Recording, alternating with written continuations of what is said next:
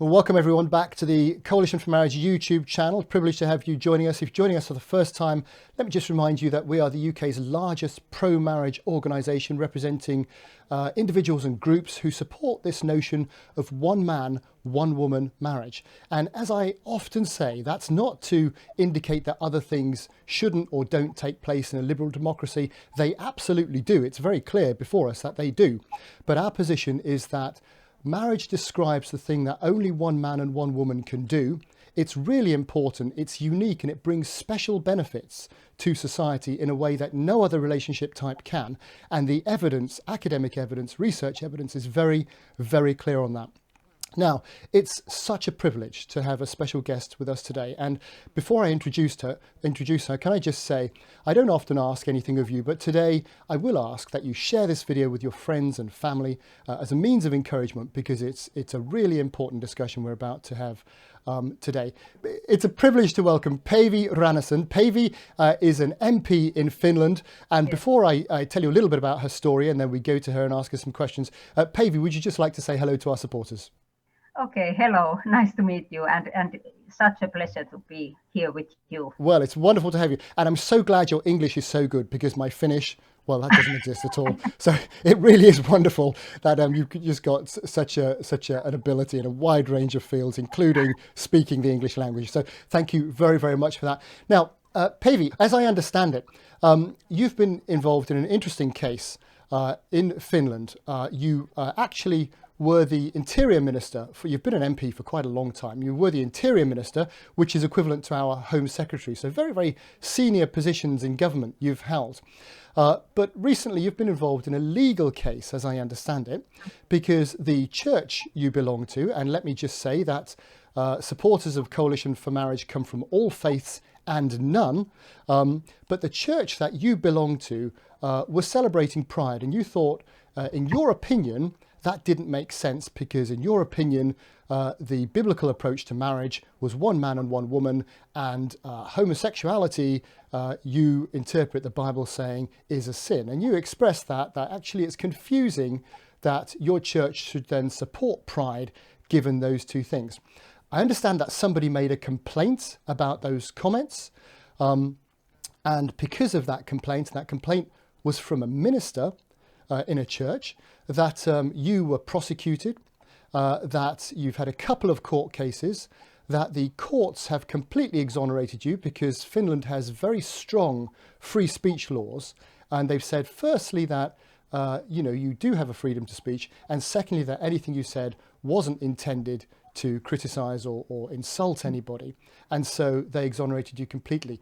But then your national prosecutor, as I understand it, very recently, back in April, has said they're not happy with that conclusion and they're going to take the case further and appeal. Have I understood the situation as it stands at the moment correctly?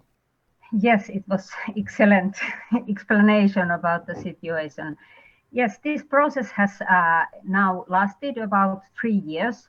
So 3 years ago, I criticized the leadership of my church, as you said, and I posted a Twitter update where I cited Bible from Romans chapter 1, verses 24 to 27, where Apostle Paul teaches about marriage and about same-sex relationships, and he calls them sinful.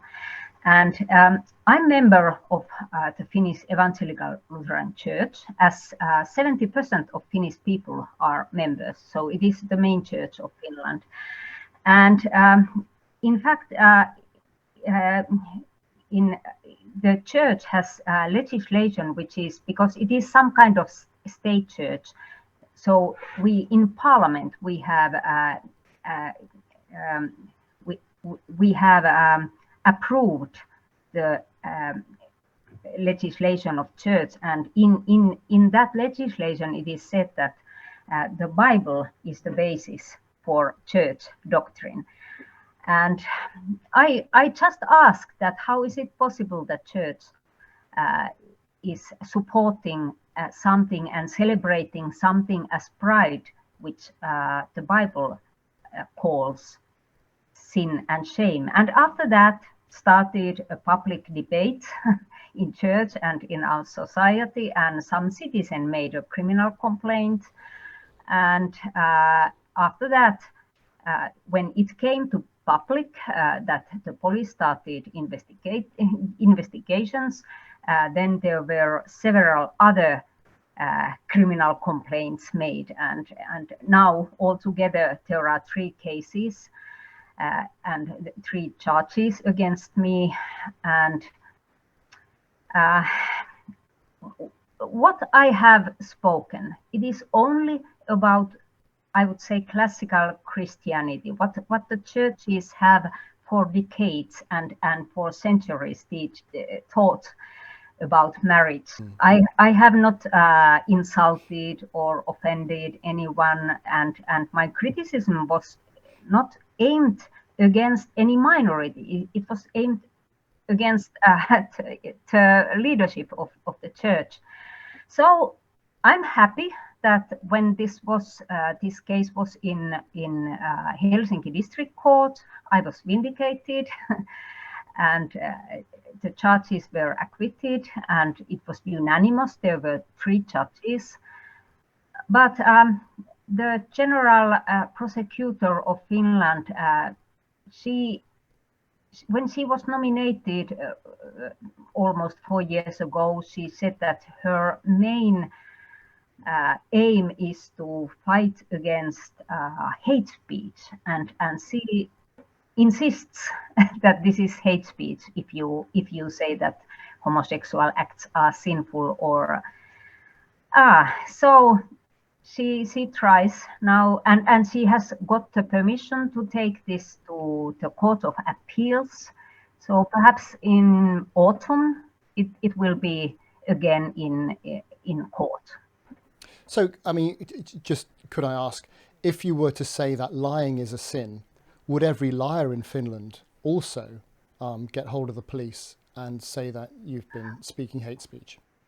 This is a very good question, because I have all the time I have said that we all are sinners. When we read the Bible, we see that Apostle Paul says of many other things that they are sin and shame in front of God, and we all are sinners.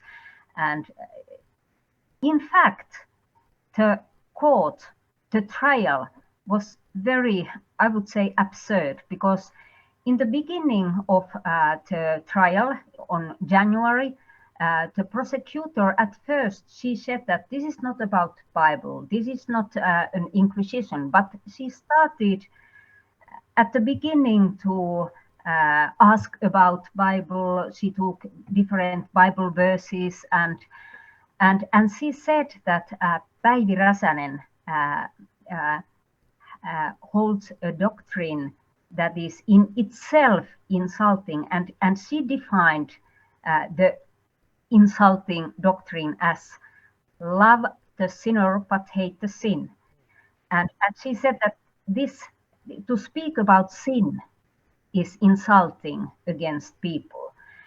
And I think that when I am a Christian and I read the Bible, I see that this is a core message of the Bible, that we are sinners, and God hates sin because it hurts people, but he loves sinners. And if you forbid this message, then all the Bible is banned.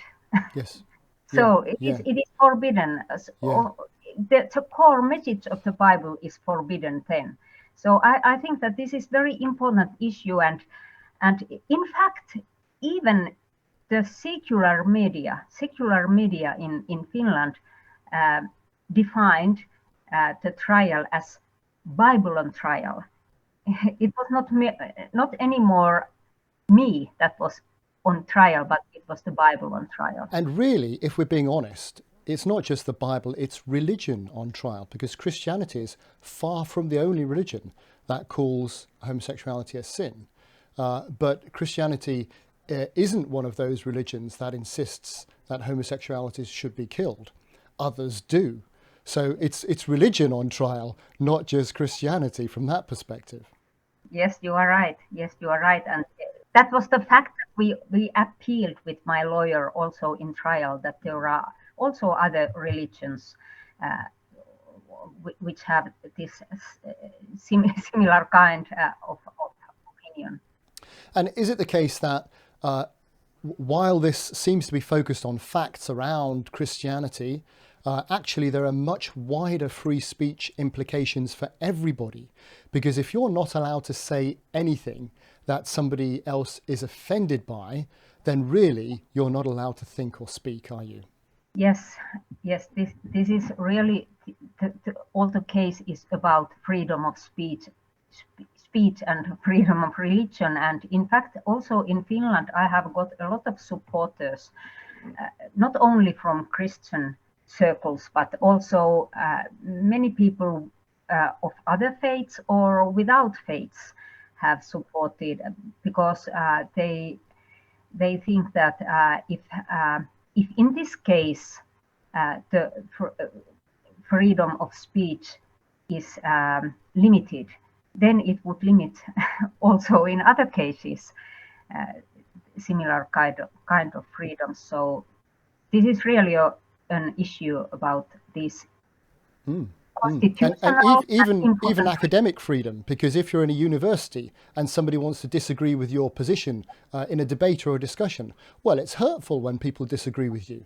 So does that mean people aren't allowed to disagree with other people at all, ever anymore? Yes, yes, you are right. And the whole question is about if someone feels offended or feels insulted, it should not be the reason uh, to limit the freedom of speech. And isn't the whole point of and really just arguing your defence, I'm not a lawyer, but isn't the whole point of a liberal democracy recognition of the fact that people in society have very differing views about very significant matters, and that the point of the government is to make sure that people are allowed to express those views and live those lives without having somebody stopping them and interfering with them. And that's the whole point of a government and a liberal democracy, is what I thought. Yes, I agree totally with you.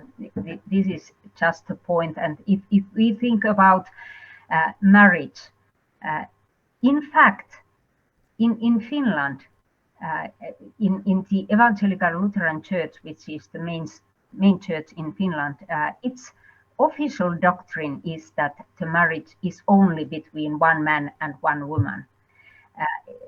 Even though some bishops are marrying same-sex couples, but it is against the official doctrine of the church. And I would say that in Finland, there are a lot of people who think, even though our law has changed so that we have also the same-sex marriage in our legislation, many people still think that the marriage is only for one man and one woman, and they should have the freedom to express their opinion and their conviction.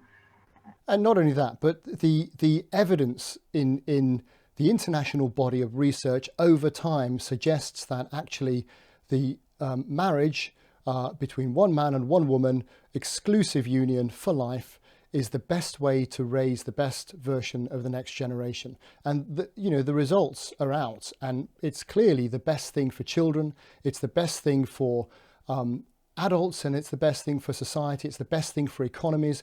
Now, we know sometimes that doesn't work out. Abuse, abandonment, adultery. There are reasons why, sometimes sadly marriages don't work out. But on a population base, it's evidently a very, very good thing. So to be able to say that emphatically, irrespective of whether or not your scripture agrees with that, is surely something which is sound. One of the charges deals about a booklet that I wrote already almost 20 years ago. Male and female, he created them, was the title of that booklet. And I write there also as a medical doctor, because I'm by my education I'm a medical doctor, and then also as a politician.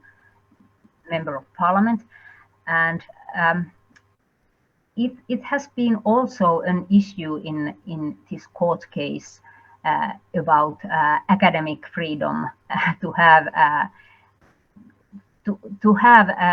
different kind of opinions in what science says about marriage and sexuality, and so this is also an issue about academic freedom of speech. And I believe that the judge in your most recent case said that pamphlet didn't intend to insult or offend. Yes. So agreed with you. But even if it had have intended to insult and offend, well, that's what free speech is, isn't it? In Finland, we have the law about agitation against minorities, and this is just the law why what I'm suspected. Right. And so that was important to make that distinction, really. Yes, and in that case, it is an issue if I have intentionally threatened or insulted or yes, some minority, and But sharing your opinion, sharing your belief. Yes, I was just sharing, and I do not want to insult anyone. Yep. Of course, it would be against my Christian beliefs to insult intentionally people. It is not my aim. But in the same way that, you know, if you said you don't like broccoli or you don't like cauliflower, well, that isn't intended to insult producers of broccoli and cauliflower or people that like broccoli and cauliflower. It's your taste. That's fair enough. Yes. Yes, that's right. That's right. Yeah, we have a similar issue in the UK with churches celebrating Pride recently, and lots of discussions being had around that. We've got many of the mainstream churches have or are in the process of embracing same-sex marriage, and we also have this concept similar to something you have in Finland called a non-crime hate incident, where if somebody says something that somebody else feels offended by from a minority group, then they can talk to the police and the police can record without the person knowing or having any right to due process to respond. They can record what's called a non-crime hate incident. And so they record that, and that can be held against them in particular job checks for specific jobs, etc., etc. So, we have and those situations are being vigorously challenged through the courts in the UK too, because we do have certain rights to free speech here as well. Can I ask, how much of this is politically motivated? It is so difficult to say. I believe that the prosecutor general and also our courts, they work independently, but of course they have their own ideologies and political views. And just now in Finland, I would say that the LGBT network and advocates, they are very active, and they have infiltrated our government. So I believe that they have impact and influence to the office of prosecutor. As I understand your overall approach to these things, and the process is almost a punishment in itself, isn't it? Irrespective of where this goes, just to go through this for years and years and years must be absolutely draining and grueling.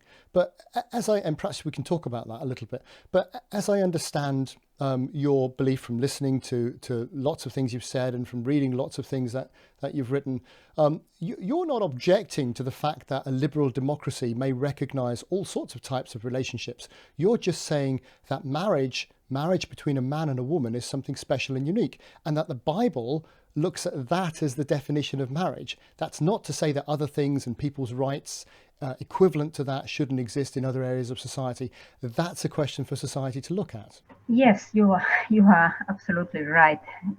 This is the core issue, and of course this has been quite hard time. This has taken a lot of my time, but I have felt all the time also that this has been a calling to me, and it has really been also an honor to defend freedom of speech and freedom of religion, because it is targeted not only in my case. This has been a criminal case, and it is unique in Finnish society, and it is some kind of precedent. But in many other people have had similar kind of situations in their own living circles, but and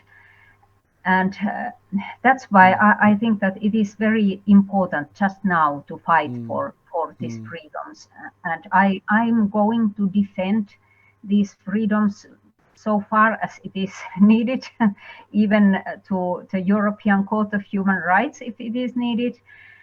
And of course, I hope that I would gain the victory, because in fact, even though that this now is going to the higher courts, to the courts of appeal, and I suppose also to our Supreme Court, I think that there is that even though the victory in district court had been enough for me to free myself from this case, but if I get the victory and acquittal from the higher courts, then it would be a legal guide for possible similar cases in the future. So it would be a precedent. And that's very good. And you also you raised the point earlier on about the concept of loving the sinner and hating the sin, which is kind of using biblical terminology, if you like. And it reminds me of there's a book by somebody called Carl Trueman about Strange New World, is the title. And we've interviewed Carl, in fact, and he talks in that book how identity has been associated strongly in society with sexuality. So no longer are you a separate person who has a sexuality, but you and your sexuality are therefore closely tied up. And that's why perhaps your justice minister is saying, or accusing you of saying, well, you can't hate the sin and love the sinner, because basically I believe a person is identified by their sexuality. Well, that's ridiculous, because I think you've raised the issue of, well, does that mean a government can't have anti-obesity strategies? Because by definition, it's saying, well, you're obese, therefore you must be worse and wrong and bad. That's not what that's saying at all. Or a parent raising a child saying, I love you as a child, but actually you're doing naughty things that I think need to be corrected as a parent. That doesn't mean you don't love the child. It probably means you love them more, in fact. Yes, you are absolutely right. And this was just the example that I said in the court when I answered to the prosecutor, because the prosecutor said and claimed that if you condemn the deeds, then you condemn also the person, and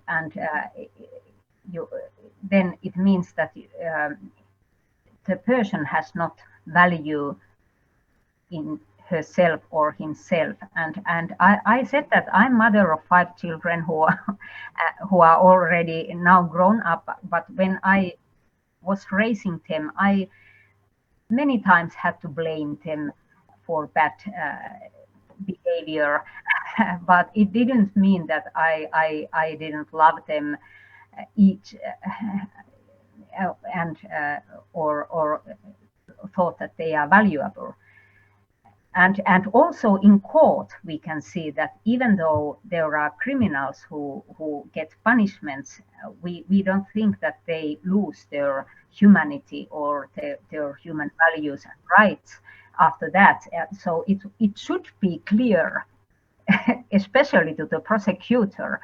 But in this case, she thinks that you cannot you cannot say that some sexual behavior is sin.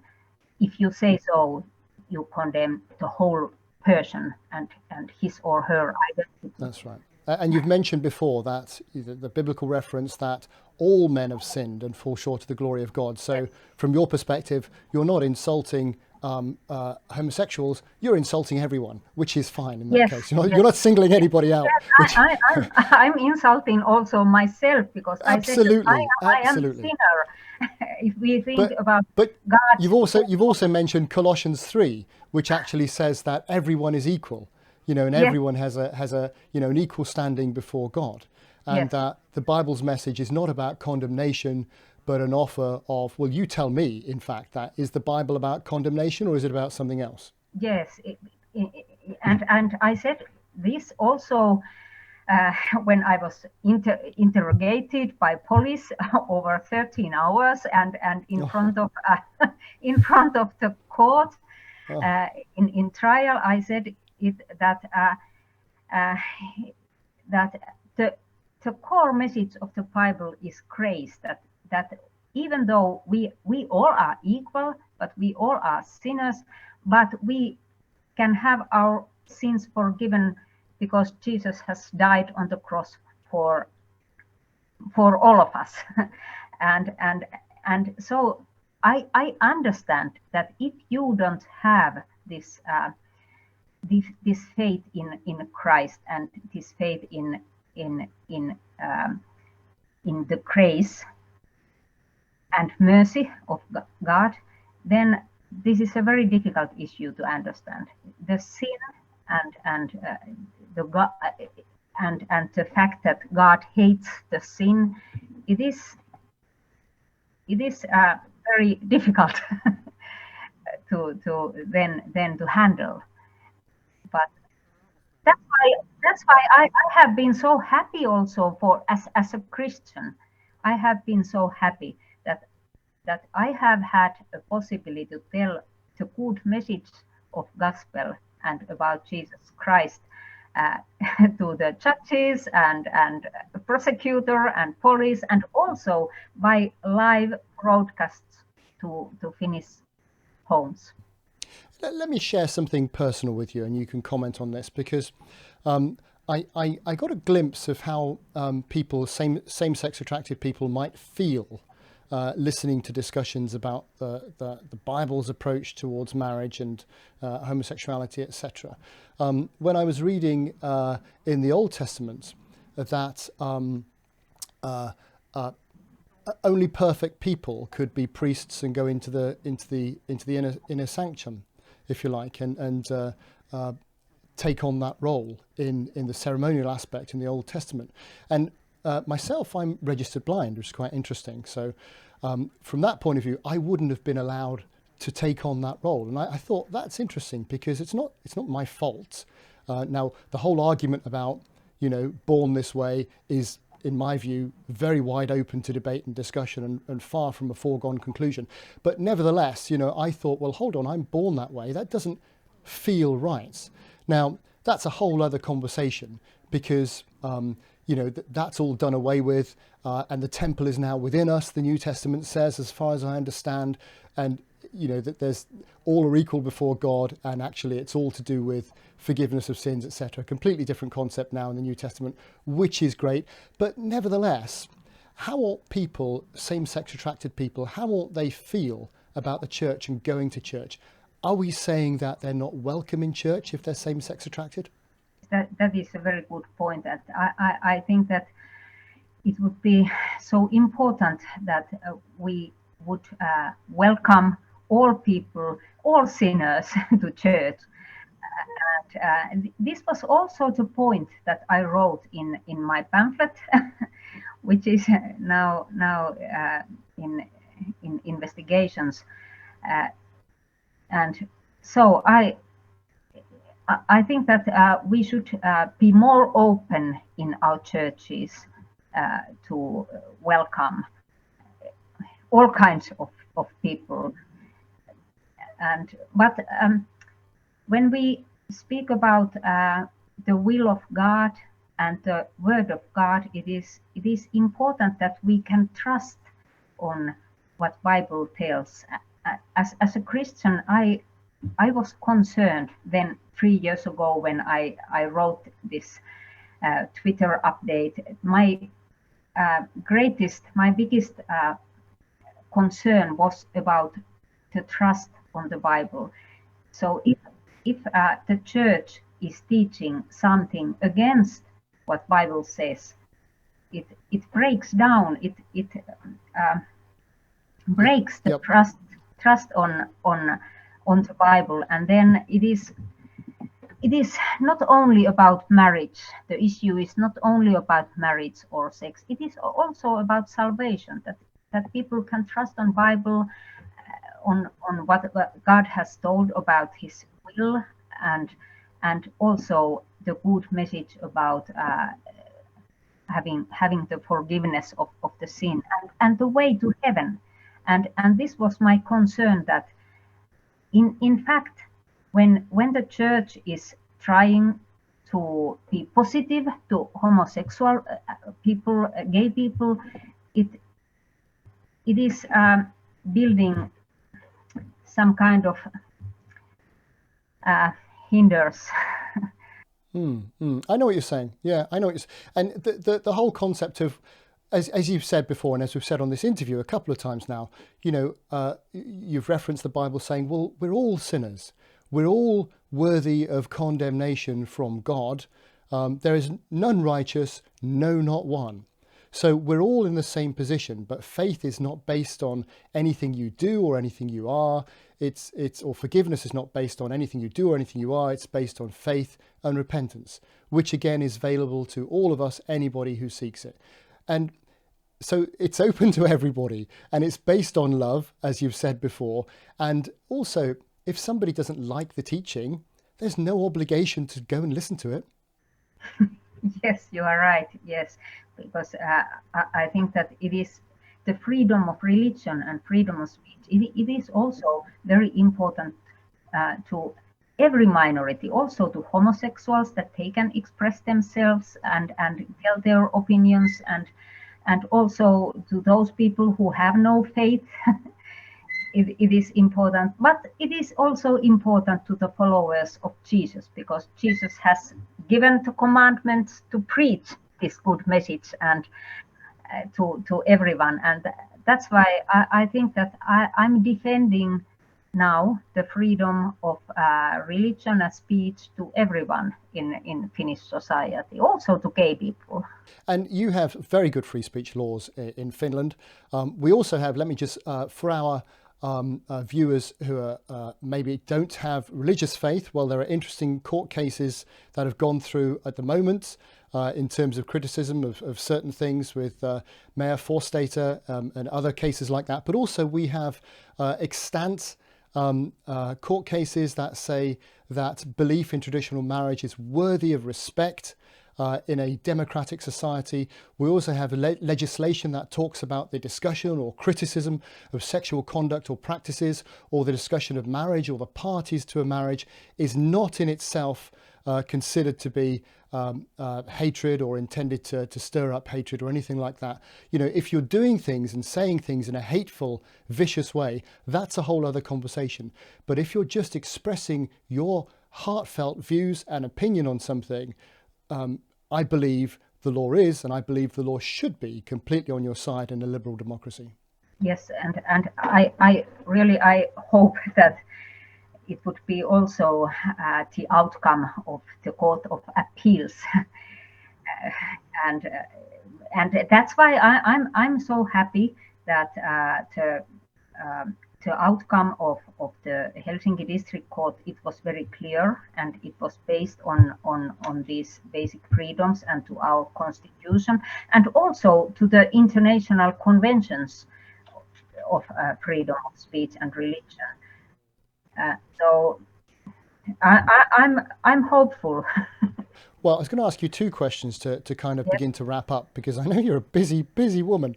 I was going to ask you what's next for you, and what advice would you have for other people? Because I know this has had a chilling effect on free speech in Finland, because people think, well, she's a high profile, battle hardened woman in politics, and they've gone for her, and this is terrible. Imagine what they would do to me.